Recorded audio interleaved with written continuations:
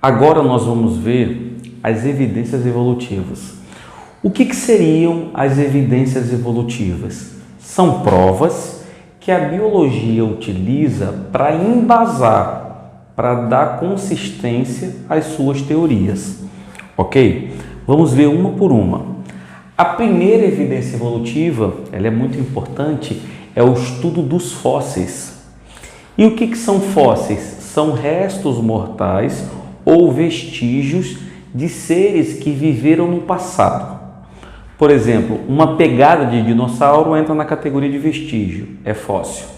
Cocô de dinossauro é coprólito, que a gente chama de coprólito, né? Também serve como fósseis. Ou os restos mortais. Normalmente a parte que se fossiliza são as partes mais duras, ossos e chifres, né? Mas eles são uma ótima prova de como esses seres que viveram no passado se comportavam, quem eram eles. Por exemplo, hoje a gente sabe que existe um tigre chamado tigre dente de sabre, que foi extinto. O mamute também foi extinto. Então os fósseis nos dão essa visão do passado, ok? É uma ótima prova também evolutiva, como também os fósseis mostram como era a aparência física do homem pré-histórico, né? Que ficou conhecido como Australopithecus. Australopithecus significa macacos do sul. Mas pelo amor de Deus, não diga nunca que o homem veio do macaco. O homem não veio do macaco, tá? Segundo a história evolutiva, o homem e o macaco tiveram o mesmo ancestral. Essa é a história evolutiva, que deu origem ao homem e deu origem ao macaco. No início do curso evolutivo, fisicamente nós éramos semelhantes, mas com o passar dos anos foi havendo mudanças, fatores evolutivos sobre a nossa carga genética, também sobre a carga genética deles, o que nos tornou diferente, mas o DNA muito semelhante, que a gente vai ver, tá? Uma outra prova que a biologia utiliza são os órgãos vestigiais. O que são órgãos vestigiais? São órgãos que estão desenvolvidos em um grupo de ser, mas nos parentes ele pode estar atrofiado, ele pode estar reduzido. Um exemplo clássico que nós temos é o cóccix, o último osso da coluna vertebral, tá? O cóccix em nós seres humanos é um órgão pequeno e atrofiado, mas nos nossos parentes, os macacos, ele é desenvolvido, formando uma cauda, um rabo, que o macaco usa com várias finalidades. Então você percebe também que nós temos o apêndice vermiforme, que é uma estrutura que fica no intestino grosso, né, na parte do seco do intestino grosso. Em nós, seres humanos, é um órgão vestigial, que muitas vezes ele inflama e pode causar uma dor absurda e um quadro crônico de dor, de infecção, caso não seja cuidado, chamado de apendicite. Né? Nos nossos parentes, nos macacos, nos coelhos, esses órgãos são vitais para a digestão da celulose. Então é um órgão desenvolvido, já em nós é atrofiado. Então essa questão de órgão desenvolvido e órgão atrofiado é uma evidência evolutiva que a biologia utiliza, órgãos vestigiais. Tá? Depois nós temos a embriologia comparada.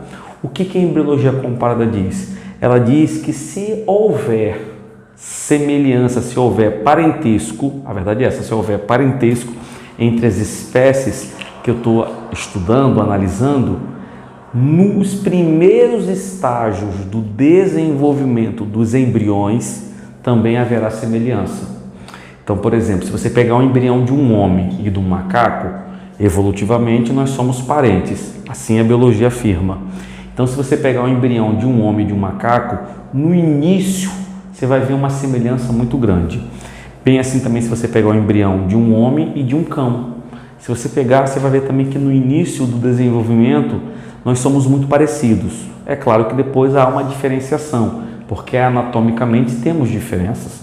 Mas a biologia diz que se houver parentesco, os primeiros estágios do desenvolvimento embrionário também haverá semelhança, ok? Então, nós temos essas evidências evolutivas. Vamos ver as outras agora. Vamos lá, vamos comigo para as outras. Então, uma outra evidência evolutiva muito utilizada é a bioquímica. Em que consiste a bioquímica? Eu pego duas espécies. Vamos pegar como exemplo o homem e o macaco, tá ok? E quero afirmar se eles, quero verificar se eles são ou não parentes. Aí a gente pega o quê? As moléculas de DNA, pode utilizar também a do RNA ou as proteínas. Enfim, quando foi feito esse estudo com o homem e o macaco, observou-se que há 98% de semelhança entre o DNA do homem e o do macaco. Então isso nos torna o quê? Parentes, evolutivamente falando, tá? Então a bioquímica, ela também é muito utilizada e é uma ferramenta muito eficiente. Uma outra evidência evolutiva que nós temos é o estudo dos órgãos homólogos. Nós temos órgãos homólogos e temos órgãos análogos. Professor, qual é a diferença? Órgãos homólogos, com H, homólogo, têm a mesma origem. A origem é a mesma. Agora, esses órgãos podem ou não ter a mesma função. Órgãos análogos já é uma outra situação.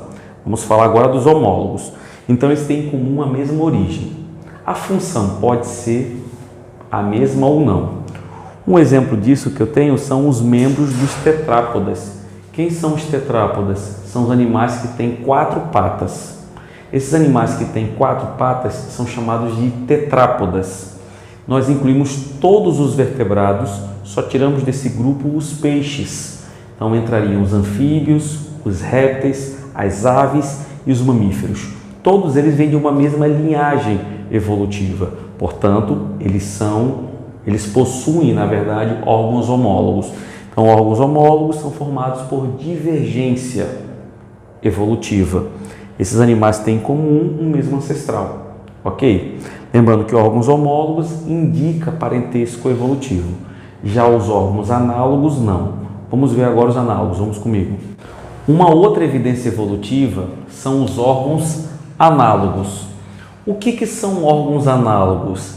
São aqueles órgãos que possuem a mesma função. Fique atento, a função é igual? É análogo. Professor, e a origem é diferente? Quando a função é a mesma e a origem é diferente, esse órgão é análogo, tá? Vamos aqui para o exemplo. A asa do morcego, que é um mamífero, uma outra linhagem evolutiva, e a asa da borboleta, que é um inseto, um artrópode. Percebam que são animais com origens evolutivas diferentes, mas têm em comum a mesma função: voar, asa. Então, esses animais são formados por convergência evolutiva, ou seja, eles têm em comum o mesmo meio ambiente. Portanto, eles vão dispor de órgãos com a mesma função. Se vive na água, nadadeiras. Agora, fique atento que órgãos análogos não indica parentesco evolutivo. Órgãos homólogos, mesma origem, função pode ser igual ou não. Órgãos análogos, mesma função. Professor, quem é que tem a mesma origem? Você pode esquecer na prova, mas vou dar uma dica. Quem tem mesma origem vai ter mais letras O na composição da palavra. Então, homólogo ou análogo? Quem tem mais letra O? Pensou? Homólogo. Homólogo tem mais letra O. Então fica a dica, quem tem mais letra O, mesma origem, ok? Vamos agora, encerramos evidências evolutivas, ok? Vamos agora para a especiação. O que é a especiação? Processo evolutivo, lento e gradual, que leva à formação de novas espécies. Lembre que a especiação ocorre numa larga escala de tempo, tá? Nós temos 3 tipos de especiação. A primeira que nós vamos ver agora é a alopátrica. A alopátrica é quando você tem uma população ancestral e essa população se divide agora em quantas? 2. Mas o que separa elas é uma barreira geográfica. O que pode ser uma barreira geográfica? Um rio, um lago, um oceano, uma floresta. Alguma condição, né, natural que impeça essas espécies agora de trocarem genes, haver o fluxo gênico, o cruzamento. Então, essa espécie vai vir numa região, essa na outra região. Sobre elas vão atuar fatores evolutivos que vão como mutação, recombinação, seleção natural também, né? Para alterar o material genético dela, e a natureza vai selecionando, ok? Depois de alguns anos, eles vão formar novas espécies. Então, esse é um tipo de especiação. Perceba que houve isolamento geográfico. Nós temos um exemplo também que é o efeito do fundador. Como é que é o efeito do fundador? Eu tenho essa população ancestral e um pequeno grupo pode sair, migrar. Esse pequeno grupo vai se afastar e vai estar isolado, ok? Eles podem modificar o material genético, sofrer fatores evolutivos e mais rapidamente formar uma nova espécie, como também podem entrar em extinção, tá? Então lembre, especiação alopátrica é aquela especiação que tem o quê? Barreira geográfica. Vamos agora para os outros tipos de especiação. Vamos aqui comigo. O outro tipo de especiação que a gente vai ver agora é a especiação simpátrica. Então, como é que ocorre a especiação simpátrica? Uma mesma população vai dar origem a outra, ok? Eu tenho quantas populações agora? 2. Mas perceba que entre elas não vai haver isolamento geográfico. Elas vão estar na mesma área. Mas, professor Anderson, por que essas espécies então não reproduzem? Porque elas podem, por exemplo, ter nichos ecológicos diferentes. E o que seriam nichos ecológicos? Comportamentos diferentes. O nicho ecológico envolve habitat, envolve alimentação, envolve reprodução. Então, eles têm nicho ecológico diferente. Então, eles estão na mesma área, mas cada um vai para um canto. Adoado, cada um no seu quadrado, não é isso? Então, cada um vai para o seu canto, ok? E eles não vão reproduzir, ou seja, não vai haver fluxo gênico entre eles, tá bom? Então, essa é a especiação simpátrica, tá? A especiação parapátrica é aquela especiação que de uma população novamente vai surgir outra, né? Vão se partir, só que essas populações vão vão se encontrar em áreas em comum. Então, elas vão ter uma área em comum que elas podem se encontrar. E nessa área em comum, elas podem até reproduzir. Lembrando que esse tipo de especiação é mais rara, é bem mais rara essa especiação.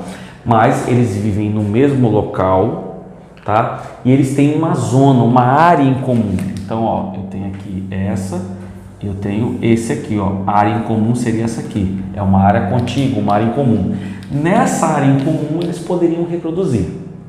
Mas, professor Anderson, isso não atrapalharia? Atrapalharia, porque o fluxo gênico ele só ficaria reduzido e não anulado.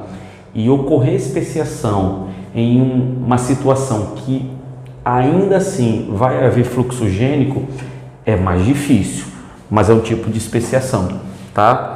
Então, Anderson, esse tipo de especiação, como foi falado, ela é mais rara. Normalmente ocorre entre indivíduos próximos, o que leva a uma redução, mas não uma anulação do fluxo gênico, tá? O que se sabe é que ao final de todas essas especiações, seja ela alopátrica, simpátrica ou parapátrica, o que temos no final do processo são 2 novas espécies, ok?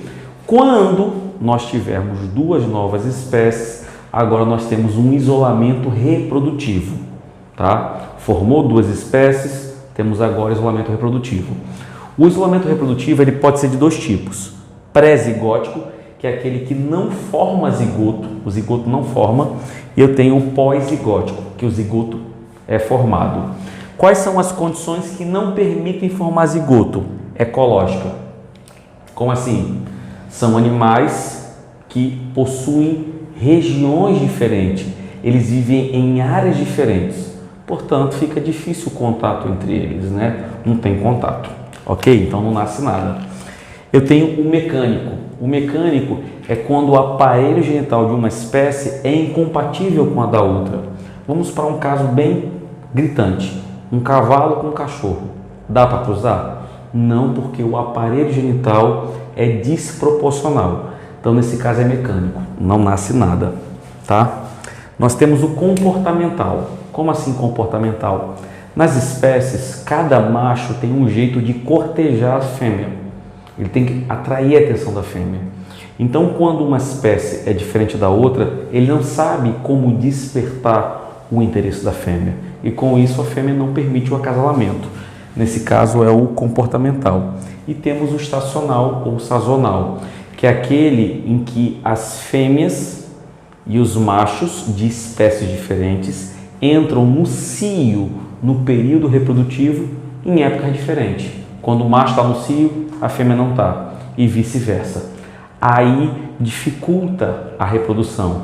Lembrando que nós estamos promovendo situações que impedem o zigoto de nascer, ok? Mas, professor, ocorreu o nascimento do zigoto. Aí agora nós temos o isolamento pós-zigótico. No pós-zigótico, duas situações comuns podem acontecer. Esterilidade do híbrido.